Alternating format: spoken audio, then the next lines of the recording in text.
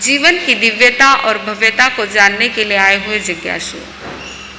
एक बार एक स्कूल में एग्ज़ाम चल रही थी, रिटन एग्ज़ाम थी, हिंदी का पेपर था। उसमें 2 प्रश्न पूछे हुए थे। पहला प्रश्न था मैं दूध पीता हूँ, दूसरा प्रश्न था मैं तंबाकू खाता हूँ, इसका भविष्यकाल लिखिए। इसका भविष्यकाल लिखिए, ग्रामर का प्रश्न था। सभी बच्चों ने बराबर सही जवाब लिखा। मैं दूध पीता हूँ का भविष्यकाल मैं दूध पीऊंगा, और मैं तंबाकू खाता हूँ इसका भविष्यकाल मैं तंबाकू खाते हो क्या? सभी ने लिखा, लेकिन सभी स्टूडेंट में से एक राजू नाम का बच्चा था। उसने कुछ अलग हट करके जवाब लिखा, लेकिन बहुत सही जवाब लिखा। उसने लिखा यदि आप दूध पीते हो तो आपका भविष्यकाल है आपकी तबीयत एकदम अच्छी रहेगी, स्वस्थ रहेगी, तंदुरुस्त रहेगी। और यदि आप तंबाकू खाते हो तो आपका भविष्यकाल है आपको कैंसर होगा। बराबर लिखा ना उसने?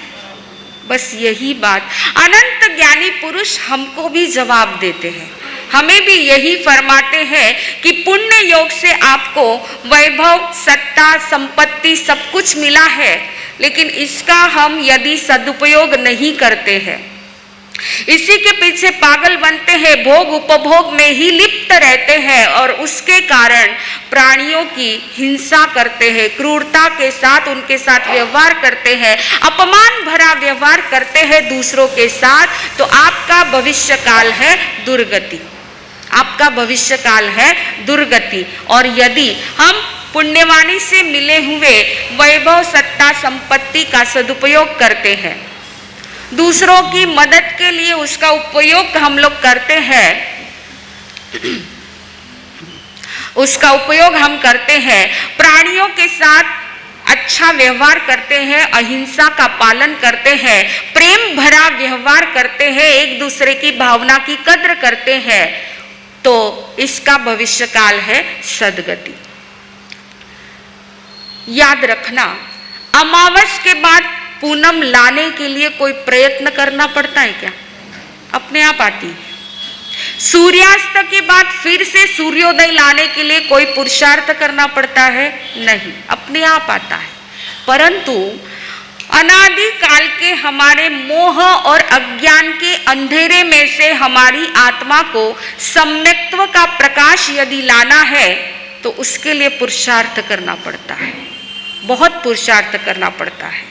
और उस पुरुषार्थ को करने के लिए जो साधन चाहिए वो साधन पुण्यवाणी से मिलते हैं। बात समझ में आ रही है आपको कि सम्यक्त्व की रोशनी, वो भी सामान्य नहीं, शायिक सम्यक्त्व की रोशनी यदि हमें प्राप्त करनी है तो उसके लिए पुरुषार्थ करना पड़ता है, भीतर का पुरुषार्थ लगता है। और उस पुरुषार्थ तक पहुंचने के लिए जो साधनों की आवश्यकता है, मनुष्य जन्म, आर्य क्षेत्र, ये जो 10 दुर्लभ बातें हैं, ये सब किससे मिलता है? पुण्यवाणी से मिलता है। पुण्यवाणी का स्टोर यदि हमारे पास में है तो ये सारे साधन हमें सुलभ उपलब्ध हो जाते हैं। तो पुण्य की सीढ़ी चढ़ना बहुत जरूरी है। आइए, पुण्य की कितनी सीढ़ियां प्रभु ने बताई है? 9 सीढ़ियां प्रभु ने बताई है। सुधर्मा स्वामी उन सीढ़ियों का वर्णन कर रहे हैं। अब तक आपने कितनी सीढ़ियां सुन ली? 7। आज एकदम बरोबर उत्तर दिया। हाँ, 7 सीढ़ियां आपने सुन ली है। आज 8वीं सीढ़ी सुधर्मा स्वामी फरमा रहे हैं काय पुण्य। काय पुण्य, अन्न पुण्य, पान पुण्य, लयन पुण्य, शयन पुण्य, वस्त्र पुण्य, मन पुण्य, वचन पुण्य, इतना आपने सुन लिया। अब है काय पुण्य। काय पुण्य यानी क्या? सेवा, मदद है, सहयोग है, ये सारे साधन है जो काय पुण्य को परिपुष्ट करते हैं, उसको बढ़ाते हैं। हमको मन, वचन, काया सब कुछ मिले हैं, लेकिन इनका हम यदि सदुपयोग करते हैं तो हमारी पुण्यवाणी का स्टोर कैसे बढ़ता है। इस भजन में यही बात बहुत अच्छी तरह से समझाई गई है। कर तू अच्छे काम कर, झोली पुण्यों से तू भर, जन्म मानव का मिला जन्म का तू सार कर तू अच्छे काम कर, झोली पुण्यों से तू भर, जन्म मानव का मिला है, जन्म का तू सार कर। देवता सम मात पिता का ना कभी अपमान कर, घर बाहर में छोटे बड़े जो सबको अपना जान कर, साथ देना हाथ देना, साथ देना हाथ देना, सबसे मीठी बात कर, सबसे मीठी बात कर, कर तू अच्छे काम कर। भूखे को भोजन खिला दे, प्यासे को पानी पिला, सेवा कर ले दीन दुखी की, कर भला तो होगा भला, ना दुखाना मन किसी का, ना दुखाना मन किसी का, तन में सबके है ईश्वर, तन में सबके है ईश्वर, कर तू अच्छे काम कर, झोली पुण्यों से तू भर, जन्म मानव का मिला है, जन्म का तू सार कर।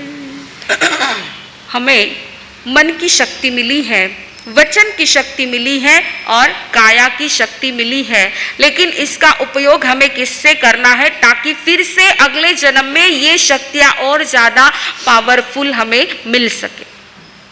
तो उसके लिए हमें क्या करना है, एक छोटा सा प्रश्न आपके लिए है, सोच करके जवाब देना। हमारे इस संसार में हमारे शरीर के अंदर ताकत श्रेष्ठ है या तकदीर श्रेष्ठ है? तकदीर श्रेष्ठ है ना? आप कहोगे तकदीर श्रेष्ठ है। माना कि तकदीर श्रेष्ठ है, किस्मत आपकी अच्छी है और इस तकदीर की वजह से आपको सत्ता मिली, संपत्ति मिली, सम्मान मिला, समाधान मिला, हर इसी में सफलता आपको मिली। आपके तकदीर का सितारा इतना बुलंद है, इतना बुलंद है कि आप घर में 5-5 बोरी भर के बादाम के ला करके रख सकते हो, लेकिन 5 बादाम पचा नहीं सकते हो। आपकी तकदीर इतनी अच्छी है कि आप 50 करोड़ का दान भी कर सकते हो, लेकिन 5 फल के पचा नहीं सकते। 5 फल के पचा नहीं सकते हो। अब बोलो तकदीर श्रेष्ठ या ताकत श्रेष्ठ? बदल गया ना? ताकत श्रेष्ठ है। ये ताकत इतनी श्रेष्ठ है। हमारी हेल्थ पावर अगर मजबूत है तो कहते हैं कि वह व्यक्ति केवल ज्ञान, केवल दर्शन को भी प्राप्त कर सकता है। शरीर की ताकत यदि ज्यादा है तो केवल ज्ञान, केवल दर्शन को भी प्राप्त कर सकता है। कैसे? जिसको हमारे आगमों के भाषा में कहूँ या थोकड़े के भाषा में कहूँ, शरीर का संघयन मजबूत होना चाहिए। शरीर का संघयन मजबूत होना चाहिए। संघयन यानी क्या? हड्डियों की मजबूती, हड्डियों की रचना और हड्डियों की मजबूती, जिसको संघयन कहते हैं। ऐसे हमारे आगमों के अंदर 6 संघयन का वर्णन आता है। अगर कोई थोकड़े या आगमों के जानकार है, जिनको लघुदंडक आता है, उनको पता है ये 6 संघयन क्या है। पहला है वज्र ऋषभ नारा सहनन, दूसरा है ऋषभ नारा सहनन, तीसरा है नाराच सहनन, चौथा है अर्ध नारा सहनन, 5वां है किलिका सहनन और 6ठा है सेवार्थ सहनन। ऐसे नाम शायद कईयों ने पहली बार नाम सुने होंगे, लेकिन आइए आगमों में बताई हुई बातों को हम समझे। क्या है इन शब्दों का अर्थ? इन 6 संघयन में 6 प्रकार की हड्डियों की रचना होती है। तो इन 6 संज्ञयन में सबसे पहला है वज्र ऋषभ नाराज सहनन। ये सहनन ऐसा है, ये सहनन जिसको मिला है वही व्यक्ति मोक्ष को प्राप्त कर सकता है। आज हम कहते हैं कि आज 5वें आरे में मोक्ष नहीं है, हमने कह लिया, आपने मान लिया, हमारे साके वे बरोबर है, 5वां आरा में मोक्ष नहीं। परंतु पूछो आप क्यों नहीं है? अरे इतना धर्म ध्यान करते हैं, इतनी सामायिक करते, प्रतिक्रमण करते, पौषध करते, स्वाध्याय करते, ध्यान करते, तपस्या करते हैं, फिर भी मोक्ष नहीं, क्यों नहीं है मोक्ष? तो इसका कारण क्या है जानो। इसका कारण यह है कि वज्र ऋषभ नाराज सहनन अभी हमारे पास इस 5वें आरे में नहीं है। इस 5वें आरे में वज्र ऋषभ नाराज सहनन नहीं है। क्या होता है वज्र ऋषभ नाराज सहनन, कैसे होता है? बहुत सुंदर इसको समझाया है, हम सिंपल भाषा में इसको समझेंगे। जैसे 2 हड्डियां होती हैं, इन 2 हड्डियों को ज्वाइन किया जाता है हड्डी के वेस्टर्न से। 2 हड्डियां है, उसको हड्डी के वेस्टर्न से ज्वाइन किया है। जैसे 2 लकड़ियों को बांधते हैं, रस्सी से बांधते हैं, 2-4 लकड़ियां है, उसको बांधना है, तो आप क्या करोगे? रस्सी से बांधोगे। ऐसे ही 2 हड्डियां होती हैं, उसको हड्डी का वेस्टर्न होता है, और वो कैसा होता है? उसको कहते हैं मरकट बंद होता है। मरकट बंद, इसको कहते हैं मरकट बंद। मरकट बंद यानी क्या? मरकट ये संस्कृत शब्द है, उसका अर्थ है बंदर। उसका अर्थ क्या होता है? बंदर, माकड़। माकड़ जल्दी समझो ना। तो आपने बंदर को देखा हुआ है, बंदर जब अपने बच्चे को, बंदरिया जो होती है अपने बच्चे को लेकर के इधर से उधर छलांग मारती है, वो इधर से उधर पेड़ पर से या एक बिल्डिंग से दूसरी बिल्डिंग से वो जाती है, रास्ता क्रॉस करती है, वो बच्चा उसको चिपका हुआ होता है। उस बच्चे ने उसको इतना मजबूत पकड़ा हुआ होता है कि वो कितनी भी लंबी छलांग मारे वह बच्चा छूटता नहीं है। कोई फेविकॉल से चिपका हुआ नहीं है, वो उसने हाथ से पकड़ा हुआ है, अपनी माँ को पकड़ा हुआ है, और ऐसा मजबूत पकड़ा हुआ है कि वो छूटता नहीं है। बस इसी प्रकार इसको कहते मरकट बंध। तो ऐसी जो हड्डियां होती हैं वज्र ऋषभ नाराज सहनन में, वो इस प्रकार मरकट बंध से यानी हड्डियों के वेस्टर्न से पैक होती है, और उसको और ज्यादा पैक करने के लिए ऊपर से हड्डी का खील होता है। एक खीले से उसको और ज्यादा मजबूत किया जाता है। इसको कहते हैं वज्र ऋषभ नाराज सहनन। इसकी मजबूती कैसे होती है? इस सहनन की मजबूती कैसे होती है? तो आगमकार कहते हैं ऐसे व्यक्ति के शरीर के ऊपर से 1000 मन का गाड़ा चला जाए, यानी आज की भाषा में एक ट्रेन गुजर जाए उसके शरीर के ऊपर से, तो भी उसको कोई तकलीफ या परेशानी नहीं होती है। वो सोचता है कच्चे सूत का धागा मेरे ऊपर से कोई लेकर के गया है। इतनी मजबूती होती है इस सहनन में, ऐसी हड्डियों की रचना होती है, ऐसी मजबूती होती है। आज हमारी हड्डियां कैसी है?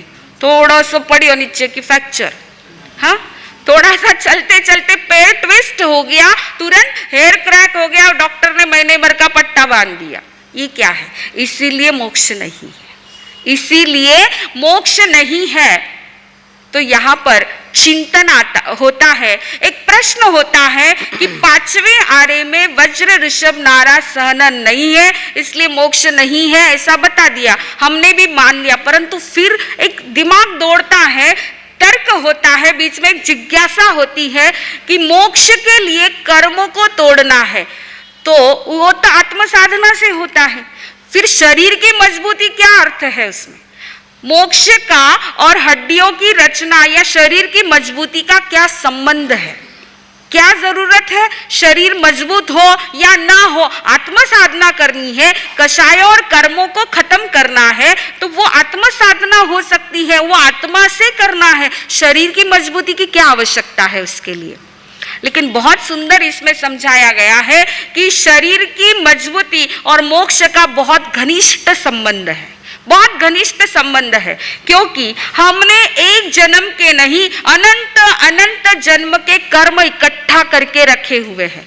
इन सारे कर्मों को यदि तोड़ना है तो मजबूत शरीर वाला ही तोड़ सकता है।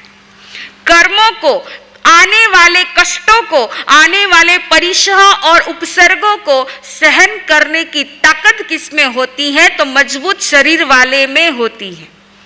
हमारे जैसों में इतनी ताकत नहीं होती है। और आप उदाहरण देख लीजिए, भगवान महावीर कितना सहन किया, 12.5 वर्ष तक साधना काल उनका चलता रहा, कितना कितना सहन किया है प्रभु ने। अरे वो संगम देवता आता है और कितने उपसर्ग देता है एक रात में? 20-20 उपसर्ग देता है।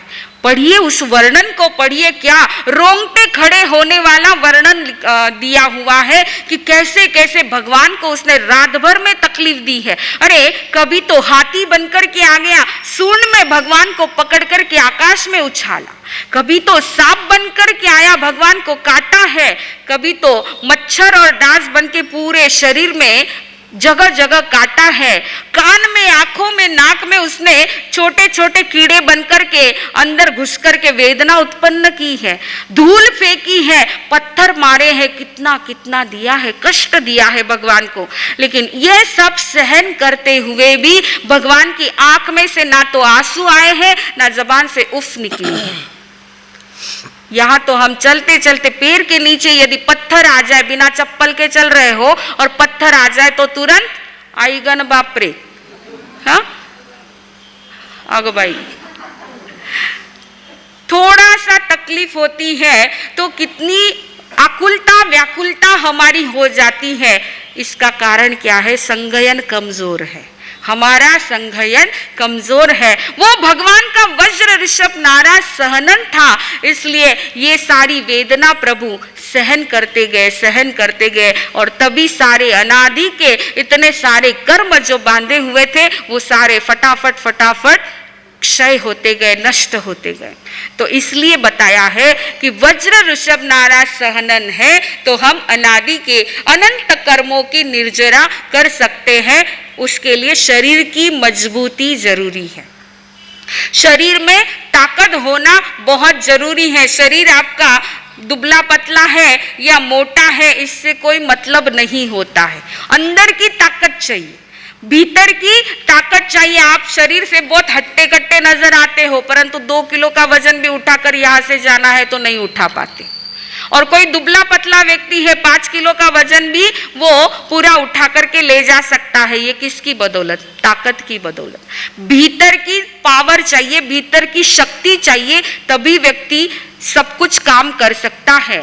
पहले के जमाने की हमारी इन बहनों को पूछ लो, घर में 10 भी मेहमान आ गए तो कोई टेंशन नहीं आता था उनको, सारा काम फटाफट खुद ही करते थे। ऐसा नहीं, आज के जैसा नहीं, नौकरों के भरोसे उनको काम सौंप दिया या फिर बाहर से पैकिंग करके मंगवा लिया, ऐसी बात नहीं थी। हाथों से बनाती थी, प्रसन्नता के साथ बनाती थी, सल्ला के नहीं बनाती थी कि अरे इतना पाहुणा आएगा ना, अभी किसो हुईला आज कहिए घाबर जावा, है ना। तो ये क्यों होता है? क्योंकि शरीर की ताकत नहीं है, शरीर की ताकत नहीं है। तो वज्र ऋषभ नारा सहनन, यह एक ऐसा सहनन है, अगर वो पतन की दिशा में चला जाता है, वो शक्ति यदि पतन की दिशा में चली जाती है तो 7वें नरक में ढकेल देती है। और यही शक्ति यदि उत्थान की ओर आगे बढ़ती है, पुरुषार्थ करती है, तो यथाख्यात चारित्र भी प्राप्त करवा देती है, केवल ज्ञान केवल दर्शन को भी प्राप्त करवा देती है। तो शक्ति मिली है, लेकिन शक्ति का उपयोग कैसे करना है? ताकत मिली है, ताकत का उपयोग कैसे करना है? किसी व्यक्ति को ताकत मिली है तो वो 2-4 किसी को लगाने में भी उपयोग करता है, और कोई व्यक्ति है सेवा में भी उपयोग कर लेता है। उपयोग हम कैसा कर रहे हैं? हमको ताकत मिली है, लेकिन उपयोग कैसा कर रहे हैं ये हमारे ऊपर डिपेंड है, और इसी के ऊपर हमारा भविष्य काल आधारित है, इसी के ऊपर हमारा भविष्य काल आधारित है। तो हमें ताकत का, सबसे पहले ताकत चाहिए, शरीर में ताकत चाहिए। और इसलिए कहा है कि वज्र ऋषभ नारा सहनन केवल ज्ञान केवल दर्शन को प्राप्त करा सकता है। केवल ज्ञान केवल दर्शन को प्राप्त करने के लिए सबसे पहला पुरुषार्थ क्या करना है, कौन से कर्म को तोड़ने का पुरुषार्थ करना है? तो बताया है अंतराय कर्म को तोड़ने का पुरुषार्थ कीजिए। आज तक आपने सुना है मोहनीय कर्म कर्मों का राजा है, मोहनीय कर्मों को तोड़ने का पुरुषार्थ करो। सही बात है, मोहनीय भले ही कर्मों का राजा है, लेकिन उसको तोड़ने के लिए भी जरूरी है अंतराय कर्म का क्षयोपशम होना। जब तक हमारे वीर्यांतराय कर्म का क्षयोपशम नहीं होता है, तब तक हम मोहनीय कर्म को तोड़ने का और आगे ज्ञानावरणीय दर्शनावरणीय कर्म को तोड़ने का पुरुषार्थ सहज नहीं होता है। तो इसलिए जरूरी है अंतराय कर्म को तोड़ना है। अंतराय कर्म को तोड़ने के साधन क्या है? किसी को अंतराय मत दो, किसी को अंतराय मत दो, किसी के काम में बाधा उत्पन्न मत करो। कोई पढ़ रहा है उसको बाधा उत्पन्न मत करो, कोई दान दे रहा है उसको मत रोको, कोई खा रहा है उसको मत रोको, कोई तपस्या करना चाहता है उसको मत रोको। ध्यान से सुनना, तपस्या करने की किसी की भावना है और हम अगर अंतराय डालते हैं, नहीं नहीं तुम्हारे शरीर में इतनी ताकत नहीं, तुम मत करो। उदाहरण देख लो, कितनी दुबली पतली है, लेकिन मन की मजबूती और उसके मम्मी पापा ने, उसके परिवार वालों ने, उसके पतिदेव ने, सबने सहयोग दिया, इसलिए आज हमारी प्रियंका बहन कितनी आगे बढ़ रही है। ये अंतराय तोड़ने के बहुत अच्छे साधन है। इन्होंने सहयोग दिया और हम इसकी अनुमोदना करते हैं, तो यहाँ के यहाँ हमारी भी अंतराय टूटती है, हमारे भी अंतराय कर्म का क्षयोपशम होता है। इसलिए जितना हो सके, कोई तपस्या कर रहा है, कोई दीक्षा ले रहा है, कोई सामयिक कर रहा है, प्रतिक्रमण कर रहा है, उनकी अनुमोदना करो, उनकी प्रशंसा करो। उनकी जितनी ज्यादा अनुमोदना करेंगे उतने हमारे अंतराय कर्म का क्षयोपशम होगा, हमारी अंतराय टूटेगी, हमारा वीर्यांतराय जागृत होगा, तो हम ज्ञानावरणीय दर्शनावरणीय घनघाती कर्मों को नाश करने का पुरुषार्थ कर पाएंगे। तो ये सब किसकी वजह से होता है? काय पुण्य की वजह से। ताकत मिलती है किसकी वजह से? शरीर में ताकत मिलती है काय पुण्य की वजह से। काय पुण्य को कैसे कमाना है, कैसे कमाना है, काय पुण्य का स्टोर कैसे बढ़ाना है, कौन से साधन है, किस प्रकार हम काय पुण्य को बढ़ा सकते हैं, कुछ छोटे छोटे प्रैक्टिकल है। अवसर आने पर कल आपके सामने ये सारी बातें रखी जाएंगी। बोलिए भगवान महावीर स्वामी की।